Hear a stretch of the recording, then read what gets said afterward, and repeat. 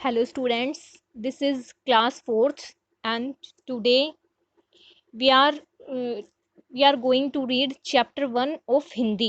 Okay, आपके chapter 1 का नाम है हमारा देश, जो कि एक पोयम है। और इस पोयम में जो कवि है वो अपने देश, हमारा देश कौन सा है, भारत देश के बारे में बता रहा है। तो कवि कैसे क्या कह रहा है अपने देश के बारे में, देखते हैं। ध्यान से सुनेंगे पोयम सभी बच्चे। ओके। सबसे सुंदर सबसे प्यारा देश हमारा। कवि क्या कह रहा है कि जो हमारा देश है वो सबसे सुंदर और सबसे प्यारा है।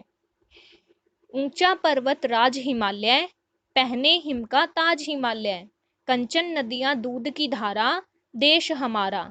तो कवि क्या कह रहा है कि जो हमारे भारत देश में ऊंचा पर्वत राज हिमालय है, जो हिम यानी कि बर्फ का ताज पहने हुए हैं, और जहां से अनेकों नदियां दूध की धारा की तरह बहती हैं, ऐसा हमारा देश है। नेक्स्ट, धवल हिमालय का यह प्रांगण, गंगा नित धोती है आंगन, मेघ बरसते रस की धारा, देश हमारा।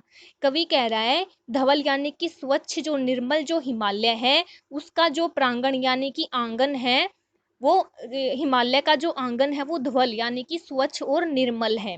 ओके।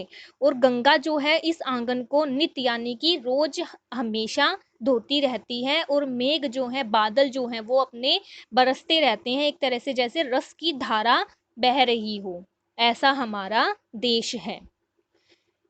लहरें आ चरणों को धोती, बिखराती ला लाकर मोती, श्रेय पाता है सागर खारा, देश हमारा।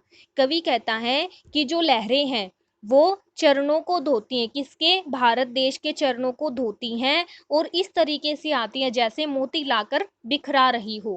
हालांकि सागर का जो पानी होता है वो खारा होता है, लेकिन फिर भी वो एक श्रेय पाता है, ऐसा हमारा देश है।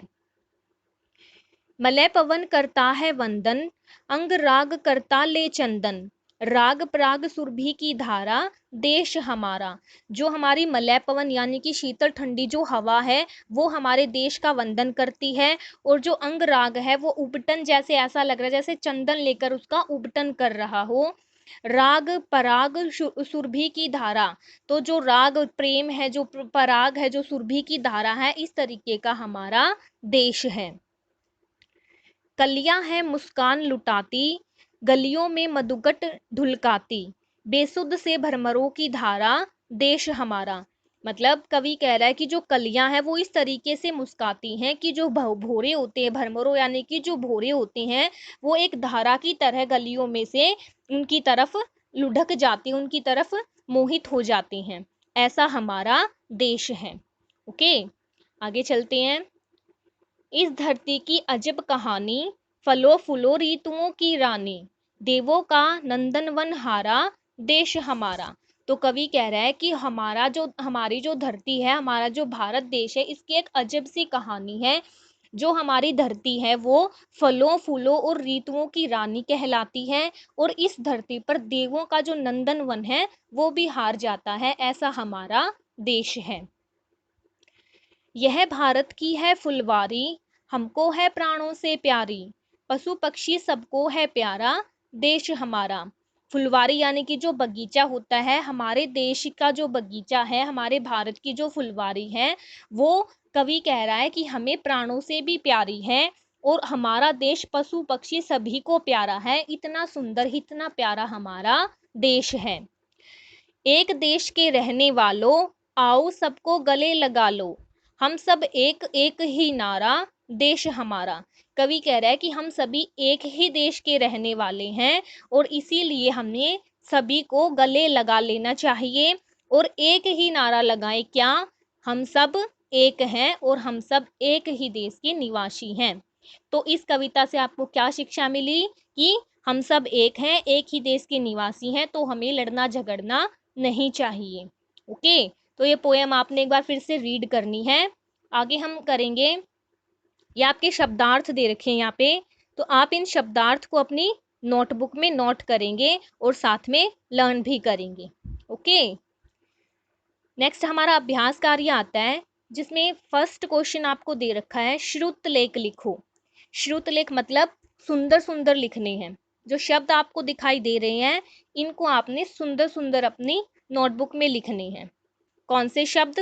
देखिए, सुंदर, पर्वतराज, प्रांगण, मुस्कान, भरमर एंड लास्ट इज फुलवारी। ओके, इन शब्दों को आपने अपनी नोटबुक में लिखना है। अब नेक्स्ट क्वेश्चन इज लिखित प्रश्न, यानी कि कुछ क्वेश्चंस हैं, इनके आंसर आपने लिखने हैं और इनके आंसर मैं आपको वीडियो के एंड में दूंगी।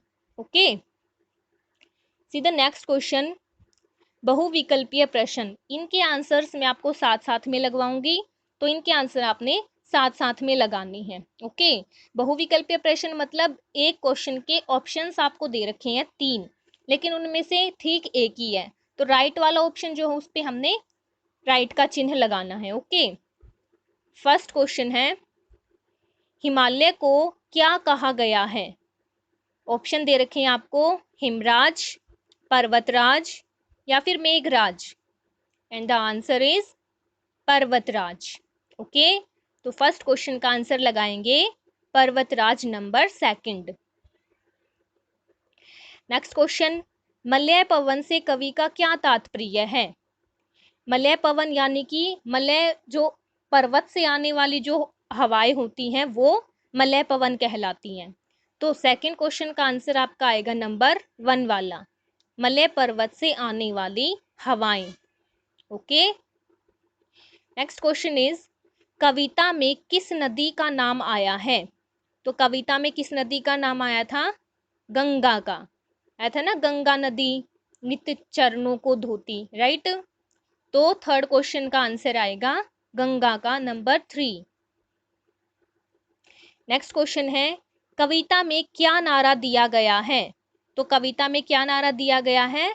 हम एक हैं। फोर्थ क्वेश्चन का आंसर आएगा नंबर 2। डन।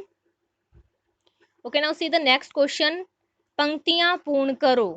पंक्तियां यानी कि कुछ लाइनें आपको दे रखी है जो कि आपकी पोएम से हैं, और इन लाइनों को आपने पोएम से देख के कंप्लीट करना है। Okay, this is your homework, और ये सारा काम आपने अपनी बुक और नोटबुक दोनों में करना है।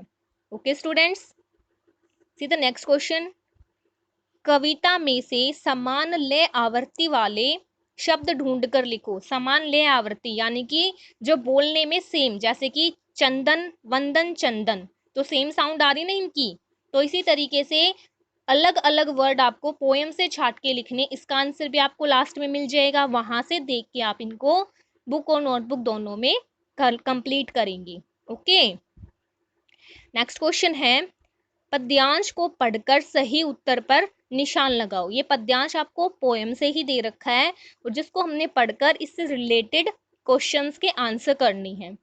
तो पढ़ेंगे पद्यांश को पहले। इस धरती की अजब कहानी, फलों फूलों ऋतुओं की रानी, देवों का नंदनवन हारा, देश हमारा, भारत की है फुलवारी, हमको है प्राणों से प्यारी, पशु पक्षी सबको है प्यारा, देश हमारा। ओके, तो ये पद्यांश था। अब इससे रिलेटेड क्वेश्चंस हैं। क्वेश्चन नंबर 1, अजब कहानी किसकी है? किसकी है? धरती की। तो फर्स्ट का आंसर लगाएंगे धरती की। ओके, नेक्स्ट क्वेश्चन है, धरती को किसकी रानी कहा गया है? किसकी रानी? फलों फूलों व ऋतुओं की रानी। तो सेकंड का आंसर लगाएंगे नंबर 2। थर्ड क्वेश्चन, देवताओं के वन का क्या नाम है? तो देवताओं के वन का नाम नंदनवन, नंबर 2। फोर्थ क्वेश्चन, कहानी शब्द का तुकांत क्या है? तुकांत यानी कि इससे रिलेटेड वर्ड कौन सा है? रानी, जिसमें एक तुक आए, कहानी रानी आया ना, सेम सेम। तो फोर्थ का answer number 1। Okay, now next is भाषा ज्ञान। यहाँ पे आपको कुछ समझा रखा है, क्या? ध्यान से समझेंगे इधर। किसी व्यक्ति, वस्तु, स्थान अथवा भाव के नाम का बोध कराने वाले शब्द संज्ञा कहलाते हैं। ठीक है, पता है ना आपको, कई बार पढ़ रखा है आपने, हर क्लास में पढ़ते हैं आप। तो संज्ञा किसे कहते हैं? किसी व्यक्ति, वस्तु, स्थान अथवा भाव के नाम को संज्ञा कहते हैं, जैसे दूध, नंदनवन, गंगा आदि। ये सारे क्या हैं? संज्ञा शब्द हैं। ओके, तो आगे क्या कह रहा है? कविता में से कोई 5 संज्ञा शब्द ढूंढ कर लिखो। तो इसको आप इजीली कर सकते हैं, राइट। तो कविता में से कोई भी 5 ऐसे शब्द ढूंढने जो संज्ञा शब्द हों।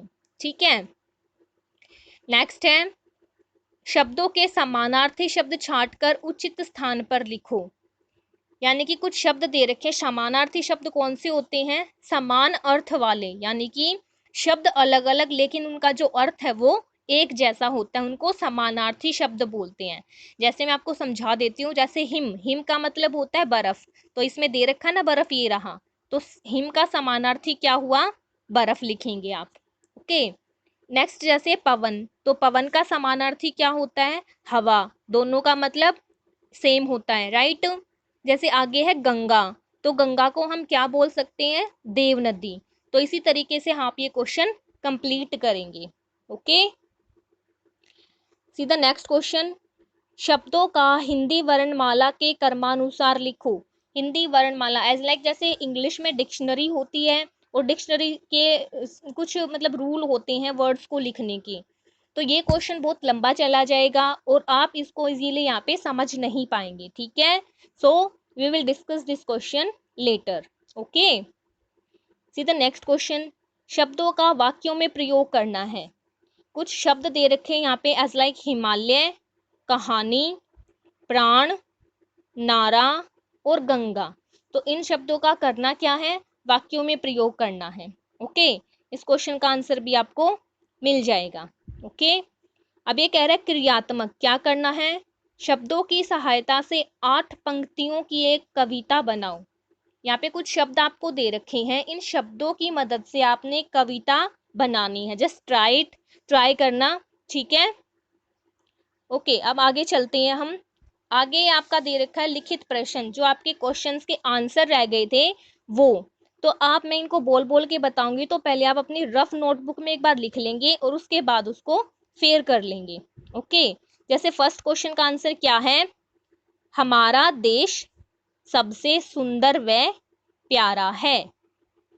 ओके, नेक्स्ट क्वेश्चन का आंसर है नंबर 2 का, लहरें आ चरणों को धोती, इन पंक्तियों में देश के चरणों को धोने की बात कही गई है।